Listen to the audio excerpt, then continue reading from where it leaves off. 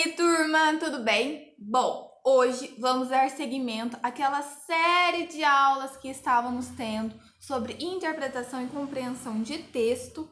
E hoje eu preparei uma aula especial, uma aula para a gente fixar bem o conteúdo abordado nas aulas anteriores e poder ir para as próximas etapas, né, da nossa aula, do nosso cronograma, sem dúvida nenhuma nessa questão de interpretação e compreensão de texto, tá? Ah, professora, mas para que eu tô tendo compreensão e interpretação de texto em redação? Turma, presta atenção no que a tia aqui vai falar. Um conselho assim de vida para vocês levarem dentro do coração de vocês. Quando a gente tá lá no vestibular, né, que tem ali a prova de redação, o que a gente encontra? A gente encontra os textos de apoio, a gente encontra os textos base, as coletâneas, não sei como que você chama, mas são os textos de apoio. E para que eles estão lá? Eles estão lá só para encher linguiça, poluir a folha, ter mais folha na prova, te dar medo? Não, claro que não. Eles estão lá para que vocês possam ler, né, ler aquele texto, com base nessa leitura, compreender a temática, compreender o assunto e interpretar, ou seja, extrapolar do texto. Extrapolar em quê? Na sua tese, tá? Nos seus argumentos, nas suas propostas de intervenção. Mas para que vocês extrapolem, vocês precisam primeiro entender, compreender o assunto a ser tratado. Por isso que interpretação de texto caminha estreitamente junto com redação, tá? Então, por isso que o primeiro momento da nossa aula, né, do nosso cronograma de aula, foi para trabalhar compreensão e interpretação de texto, tá? E hoje a gente vai corrigir as duas atividades que eu passei na aula anterior, né? Então, a atividade 1 e a atividade 2, que eram atividades do Google Forms. Vamos corrigir e fixar bem esse conteúdo para que, como eu já disse anteriormente, a gente possa ir sem dúvidas. Beleza? Já pegaram o caderno e a caneta para anotar as informações importantes? Não percam essa oportunidade, tá bom? Bom, então vamos começar aqui. Gente, olha só. Questão sobre a aula 1. Né? Então, aqui eu pedi o endereço. Pá. Assinale a alternativa correta. Pessoal, quando a gente tá na prova de vestibular, né? Tá lendo as questões, é muito importante a gente marcar pequenas palavras que vão remeter o nosso pensamento. Então, olha só. Assinale a alternativa correta. Assinale a alternativa correta, tá? Poderia ser assinale as alternativas corretas. Então, você deveria saber que vai ter mais de uma, então grifa esse plural. Assinale a alternativa incorreta. Vai lá e grifa o incorreta, tá? Por quê? Porque são pequenas ações que evitam que vocês falhem, que evitam que vocês errem durante a prova do vestibular, tá bom? Então, grifem, prestem muita atenção ao enunciado, tá bom? Bom, vamos voltar aqui. Assinale a alternativa correta. Quantas alternativas tem, então? Uma. E qual que eu quero? Correta ou incorreta? Correta, beleza? Compreensão de texto e interpretação de texto são as mesmas coisas? Lógico que não, né, gente? Vamos lá. Compreensão de texto é você entender o que está ali no texto, é com base no texto e somente nele.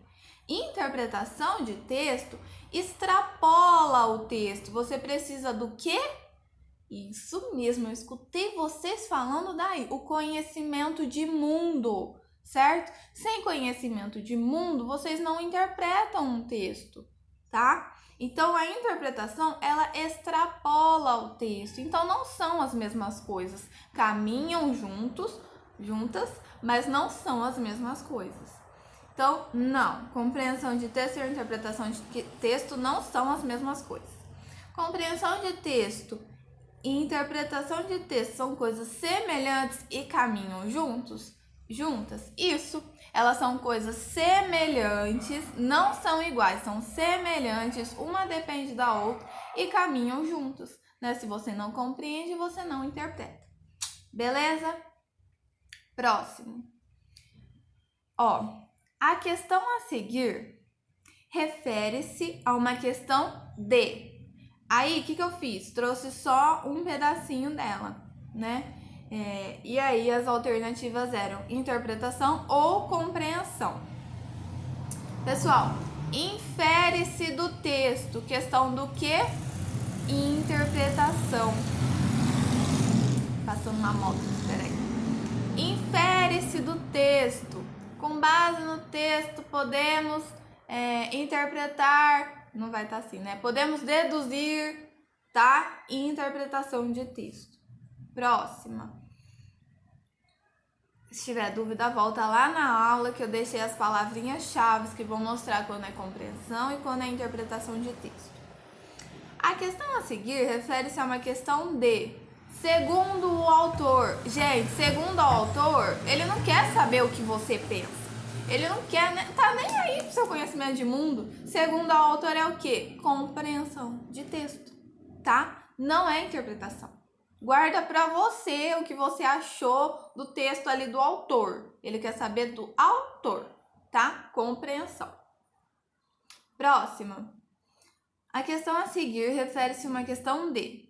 O texto enfatiza que. Ô, gente, tá mamão com açúcar. O texto, com base no texto, o autor diz, o autor refere. Gente, compreensão. Não tem espaço para interpretação. Não quero nem saber o que você tá pensando. Compreensão, tá? Compreensão. Preto no branco. Bom, próxima. Opa, pulei aqui. A questão a seguir refere-se a uma questão de, novamente, para ver se ia ficar bem fixado na cabeça de vocês. O jornalista autor do texto informa que os resultados da pesquisa foram muito chocantes. Questão do quê? Compreensão ou interpretação? Pensem. Vou dar um tempo para vocês pensarem.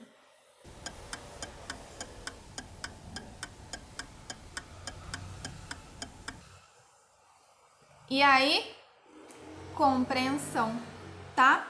Compreensão. O jornalista, autor do texto, informa que os resultados foram muito chocantes. Questão de compreensão de texto. Próxima. A partir da tirinha da leitura, a partir da tirinha de Calvin e Haroldo, criação, é possível inferir apenas, inferir, ou seja, você leu uma coisa e você infere dela, você interpreta dela, tá? Então, inferir é o quê? Interpretação de texto. Beleza? Próxima. Assinale as alternativas corretas. Então, quantas alternativas tinha? Não sei, mas com certeza mais de uma tinha, tá? Correta ou incorreta eu quero? Correta. Ah, professora, tá bom, já entendi, tá? Pula, chega desse papinho. Aí, o que acontece? Não marca? Vai lá na prova e faz errado, gente. Essas questões de interpretação e compreensão de texto, ela tá nos detalhes. É nos detalhes que você vai acertar ou errar ela, tá? E não podemos, de forma alguma, errar uma questão por conta de detalhes. Errar porque a gente não sabia, tudo bem. Agora, errar porque a gente deixou de prestar atenção, aí dói. Aí dói e é uma dor que a gente não pode sentir, tá? Bom, assinale as alternativas corretas. Bom, para que possamos interpretar um texto, é necessário apenas conhecimento de mundo. Lembra o que eu falei? Grifar palavrinhas-chave? E geralmente, pessoal, quando a alternativa trazer assim, ó, todas, sabe? Quando generalizar muito alguma coisa, somente, quando ela generalizar ou trazer de uma forma muito ímpar, de uma forma muito singular aquele fato, aquela ação, geralmente a questão vai estar errada, tá? Gravem isso no coraçãozinho de vocês. Ó, então, para que possamos interpretar um texto, é necessário apenas conhecimento de mundo? Não, a gente precisa do quê? É uma soma. Precisamos do quê? Do conhecimento de mundo e da compreensão. Se a gente não compreender, não adianta de nada o nosso conhecimento de mundo. Conhecimento de mundo sobre o quê? Você nem sabe do que vai estar falando, tá? Então, essa aqui não está correta. Interpretação de texto está além do texto? Está. A interpretação de texto está além do texto, ela extrapola o texto, certo? Por isso as alternativas que remetem à interpretação falam sobre inferir, tá bom? Bom, compreensão de texto está no próprio texto? Está também. A compreensão é o preto no branco, é aquele texto ali escrito corrido, tá? Compreensão e interpretação de texto envolve... Deu uma enrolada aqui. Compreensão e interpretação... Oh, meu Deus do céu, tá difícil aqui, gente. Misericórdia, vai. Compreensão e interpretação de texto, agora foi. Envolve cerca de 50% de uma prova. Atenção às pegadinhas. Eu falei 50%? Volta lá, rebobina e vai para o outro vídeo.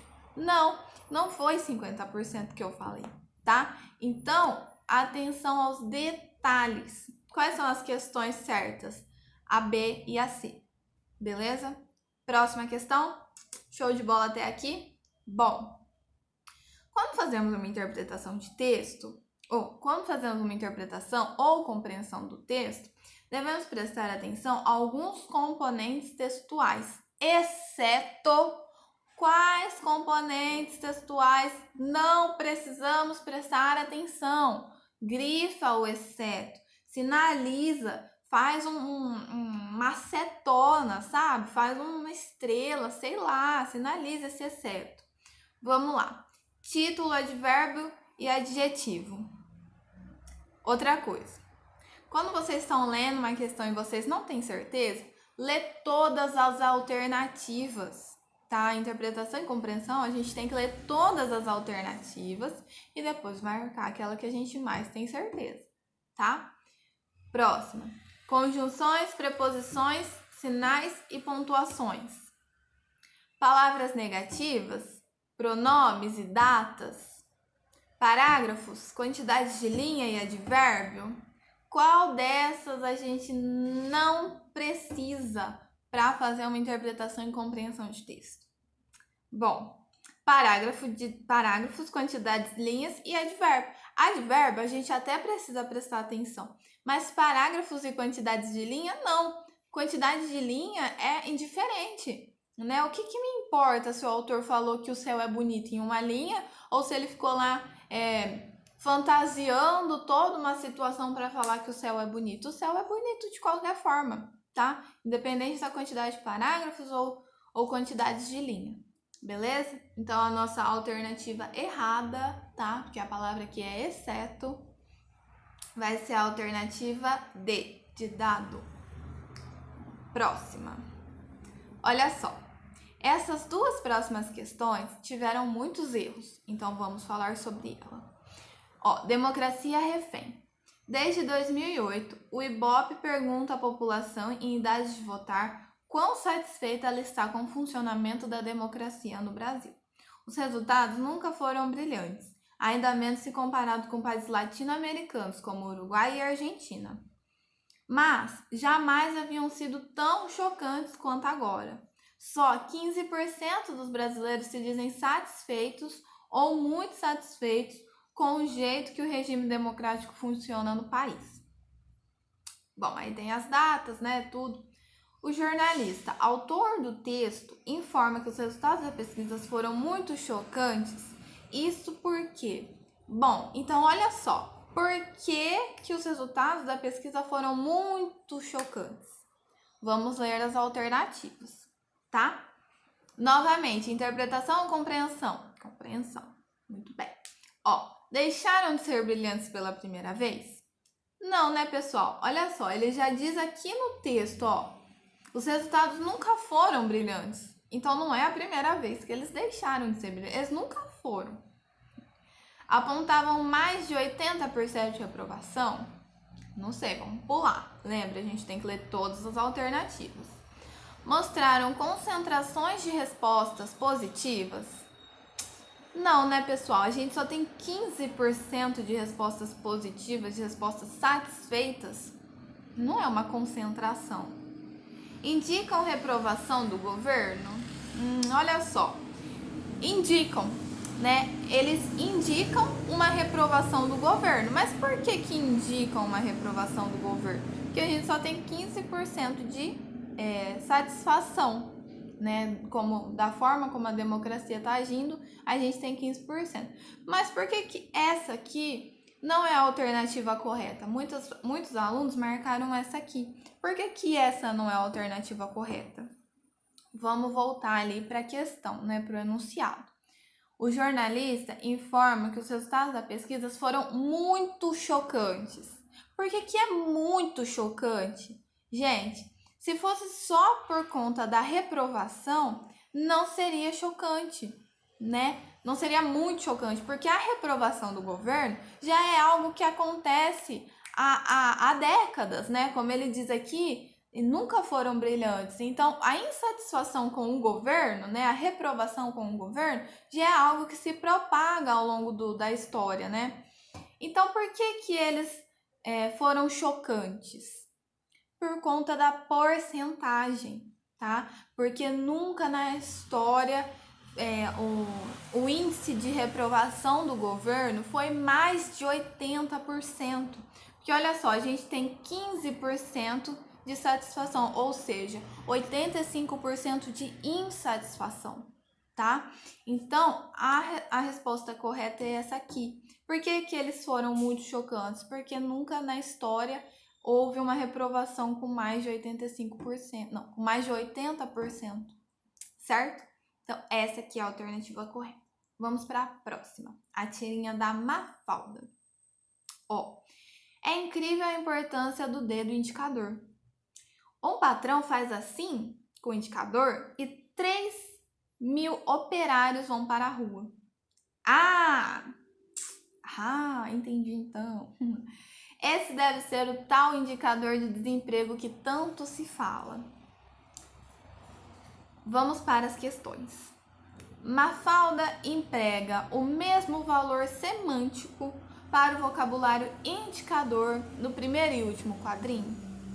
Valor semântico, professora? O que é isso? Vamos dar um Google. A tecnologia está aí aberta, disposta para que a gente pesquise. Então, olha só. Já dei um Google aqui para adiantar. Valor semântico é o significado atribuído às palavras dentro de um determinado contexto. Ou seja, as palavras ganham sentido de acordo com o conjunto da oração. Vamos voltar para a questão? Pessoal, o indicador que a Mafalda está falando, ele tem o mesmo valor semântico nos dois quadrinhos, no primeiro e no último? Não, porque olha só, ela fala, é incrível a importância do dedo indicador. Qual que é o valor semântico, né? E depois ela fala assim, deve ser o tal indicador de desemprego. Então, olha só, no primeiro quadrinho, ela pode dar outros tipos de importância ao indicador. Pode ser uma importância fisiológica, por exemplo. Já no segundo, ela já fala de uma importância social, uma importância socioeconômica, que ela já está dando a importância do indicador de desemprego. Então, elas não têm o mesmo valor semântico, tá? Beleza. Mafalda não sabe a importância do indicador? Não, né, pessoal? Ali ela já fala que é incrível a importância do indicador. Ela já tem a noção da importância do dedo dela, tá? Vamos para a próxima. Bom, a expressão dedo indicador é utilizada de maneira metafórica pelo autor da tirinha. Metafórica? O que é isso, professor? Eu não tô entendendo nada. Dá um Google. É muito simples. Vamos lá. Metafórica. Metáfora. Designação de um objeto ou qualidade mediante uma palavra que designa outro objeto ou qualidade. Isso tá confuso, né? Bom, de uma forma simplificada, a metáfora ela é uma designação para você comparar uma coisa sem que você use advérbios comparativos. Então, por exemplo, eu tenho 5 cenouras na minha mão. O que eu tô falando de uma forma metafórica? Eu tenho 5 dedos, tá?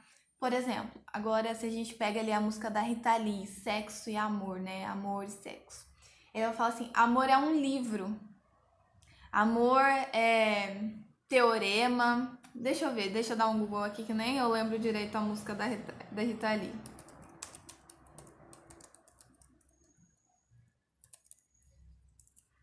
Vamos dar um Google. Ó, amor é um livro, sexo é esporte, sexo é escolha, amor é sorte. Amor é um livro? Não, amor não é um livro. Então é uma comparação metafórica, tá? E outra, você não encontra advérbios de comparação. Amor é um livro. Amor é como um livro. Não, amor é um livro. Então isso é uma metáfora, tá bom? Agora volta para a questão. A expressão dedicador é utilizada de maneira metafórica pelo autor da tirinha? Não, de forma nenhuma. O dedo indicador, ele é utilizado de forma muito fática, né? De forma muito objetiva com o valor dele, né? Então não existe metáforas, certo? Bom, então, sendo assim, dessa forma, a única questão que poderia estar certa é a última, e vamos ler ela. Apesar de ser uma criança, Mafalda já percebe as injustas relações de trabalho estabelecidas entre patrões e operários. Certo? É essa a questão, pessoal, tá? Porque nenhuma das outras se encaixa e porque ali ela já tá mostrando, olha, um patrão, uma única pessoa consegue dispensar 3.000 pessoas, 3.000 famílias, vamos dizer assim, né? Então é o tal do indicador de desemprego. Beleza, pessoal? Ficou claro? Vamos para a próxima atividade. Bebam uma água, dá uma pausa, relaxem, comam um chocolatinho e voltem aqui para assistir a nossa próxima aula. Combinado? Espero vocês!